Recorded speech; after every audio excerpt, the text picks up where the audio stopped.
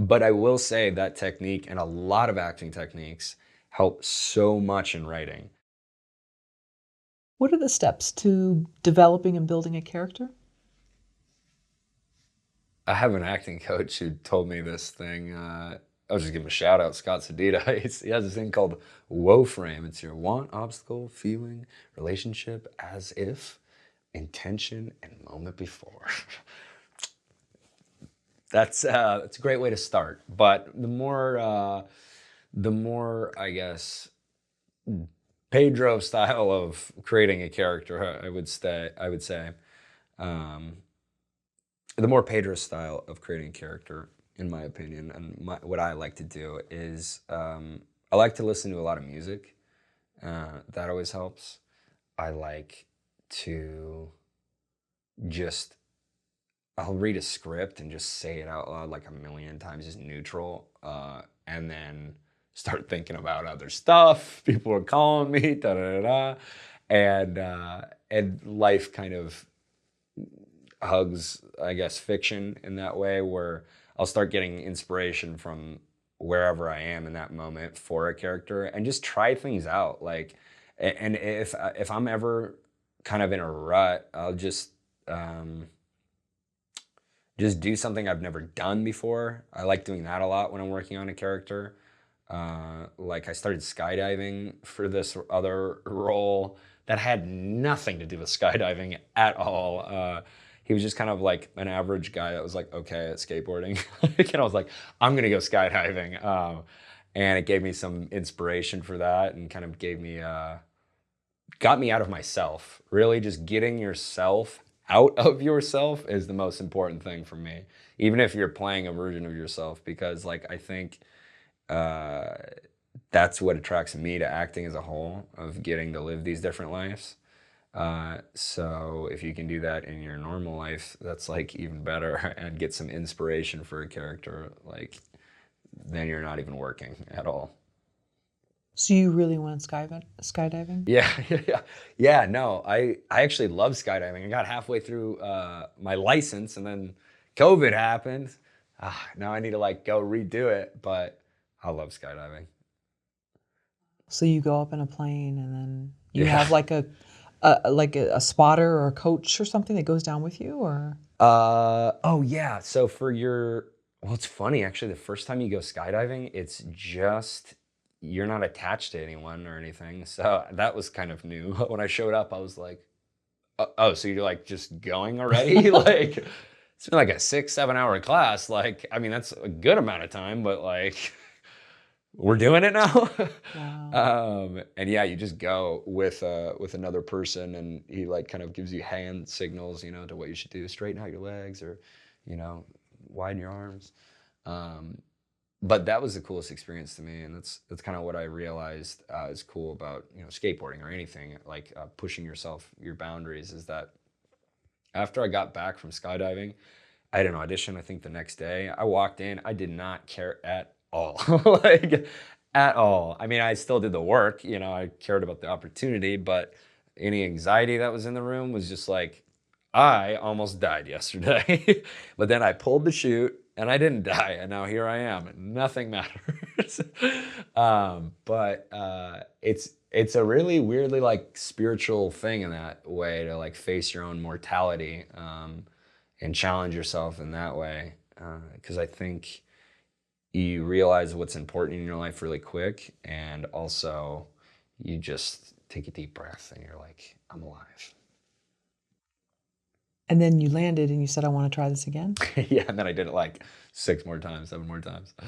It was Oh, awesome. One wow. time the chute didn't open, which is really crazy. I mean, it happens. It's not super common, but like you do have a backup chute, but it's not very like good. And also once a, the chute like doesn't open or like gets caught, which was what happened, I pulled it, nothing came out, and I was like, you're supposed to count to I think 6 or 7 seconds, and if nothing happens after that, you're supposed to pull again. It cuts it, and that's a scary thing because you're like, I hope the other one's in there, So I was, you know, pulled it, nothing happened.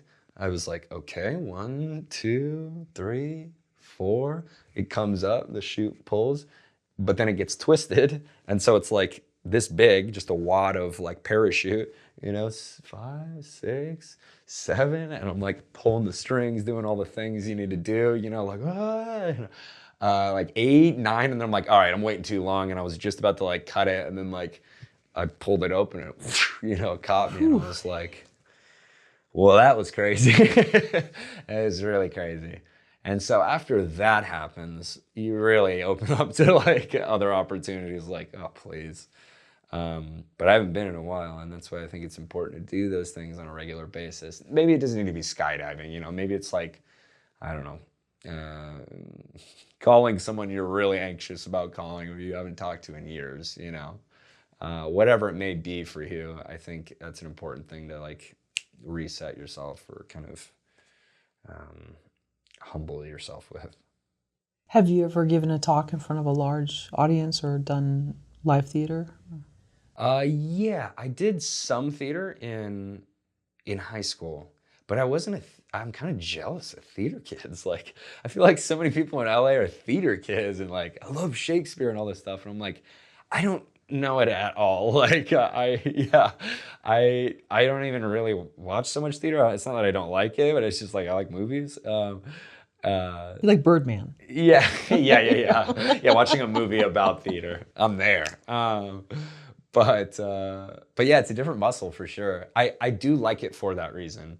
But I also don't get to like see pretty images and cuts and sound design as much in theater as you do in movies.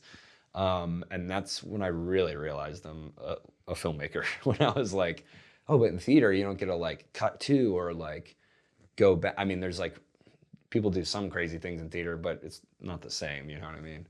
So yeah, that's why I like movies. I mean, TV shows are cool too, but I really like movies. That's true, because TV shows, some of them are filmed in front of a live audience, so you could. Oh, that's true. Yeah, there's instant. some sitcoms. Right. I just met some other guy on a movie I was doing who is like the king at that. He was like the funniest guy ever, and I was like, that's why. You're used to like playing for the camera, and then playing for the audience. We're like talking like in a group of people. I'm like, you're not only entertaining me, you are also entertaining like the 6 other people around here. And I'm like, I admire that. I'm gonna go take a photo of this like bush over here and put music behind it. Tell me again, the whoa moment? So it's called a Woefram, and this is 100% Scott Sedita's technique. He's awesome. There's lots of different variants of it, but he teaches you Woefram, which is your want in the scene. What do you want in the scene? Your obstacle in the scene. What can you get? The feelings you're feeling throughout the scene, they may change. The relationship you have with the characters you're in the scene with. Your as if, which is like, how is this similar to a moment in my life? Your intentions, you can go line by line. I intend to punish you or whatever it may be. And then your moment before. So that's the moment before this scene even happens. What was your character doing? And to me, that was like my freshman year in acting, like, oh, now I know how to act. Like, I had taken many classes before that, but it was a good just jump start to be like, when in doubt, like, you have that. Now I make up all my own stuff. But every once in a while, I'll go back and be like, pick little techniques like that up from that technique. Woefram. Woefram, I like that. Like, shout out to Scott. Yeah, great. Shout out to Scott. Awesome. Were there moments, do you think, that you incorporated that into, I mean, it sounds like with every role, it's just like in you, but for My Dead Dad, were there moments where you're like, you know what, I really have to go back to that? Maybe it was too personal or whatever it was? Yeah, I think so. It's funny because I never consciously do it anymore. Like, I never Scott always makes you write it on the side of your paper, and like write it out, which is good for like the memory, just to write, but I'll always subconsciously do it. Like if I'm like, oh, even I just said I don't use it, I'm like doing it all the time, just without ever thinking about it, But I will say that technique and a lot of acting techniques help so much in writing. I learned so much about writing by being in acting class. There was probably like a year or two yeah, maybe 2 years, or at least a solid year where I was like consciously in acting class, like, working my muscle as an actor, sure, but also literally just translating everything to like how I could use that in the script, how I could reverse engineer that from a performer's standpoint and be like, okay, what is the moment before this scene? What is the want in this scene? The scene doesn't have any want. Should we even have this scene in the movie? Probably not. There's nothing happening here. So it's been super helpful being an actor and using those acting powers on writing in a way.